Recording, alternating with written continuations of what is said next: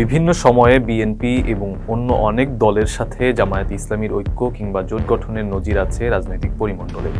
তবে আলেম সমাজের একটা বড় অংশ সবসময় জামায়াত ও তাদের কর্মকাণ্ড নিয়ে নানা ধরনের প্রশ্ন তুলেছেন। ইসলামী আন্দোলন সহ অপর ইসলামী দলগুলোর অবস্থানও ছিল জামায়াতের বিপরীত মেরুতে। তবে রাজনৈতিক পট পরিবর্তনের পর অবস্থা বদলেছে।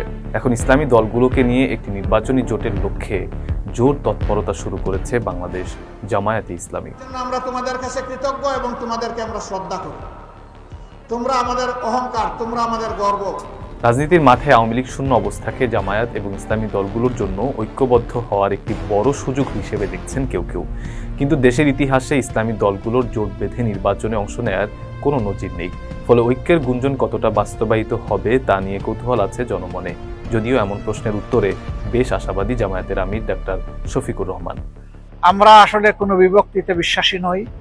আমরা বাংলাদেশের সমস্ত জনগণ ঐক্যবদ্ধ হয়েই একটা সুন্দর জাতি গঠন করতে চাই এবং আমরা ঐক্য শুধু পছন্দ করি এটা বলবো না, আমরা ঐক্যের জন্য প্রতীক্ষায় আছি। ঐক্যের বিষয়ে ইতিবাচক মনোভাব অপরাপর ইসলামী দলগুলোরও। দীর্ঘ সময় ধরে জামায়াতকে বড় প্রতিপক্ষ মনে করা ইসলামী আন্দোলনও নিজেদের সুর নরম করেছে। শাহবাগের একটি সমাবেশে ইসলামী আন্দোলন বাংলাদেশের সিনিয়র নায়েবে আমির মুফতি ফয়জুল করিম বলেন, মতের মিল হলে জামায়াতের সঙ্গে ঐক্য করা সম্ভব। তবে এজন্য তাদের শীর্ষ নেতাদের হক্কানি আলেমদের সঙ্গে বিদ্যমান মতানৈক্য দূর করারও পরামর্শ দেন তিনি। আমি জামায়াতকে বলবো, আপনাদের জন্য সুবর্ণ সুযোগ চলে আসছে। আগামীকালই নির্বাচন হবে না, হক্কানি ওলামায়ে কেরামের সাথে আপনাদের যে মতানৈক্য আছে বসে সমাধান করেন।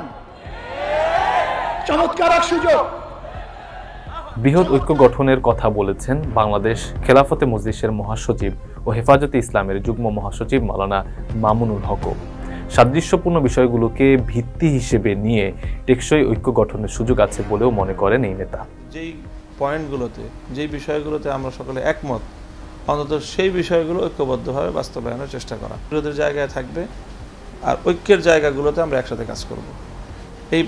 এই ভিত্তিতেই আসলে মূলত জামাত ইসলাম সহ বিভিন্ন মতভেদী পক্ষগুলো মতৈক্যের মূল জায়গাগুলোকে বেস ধরে, এটাকে বুনিয়াদ ধরে একসাথে কাজ করার চিন্তা।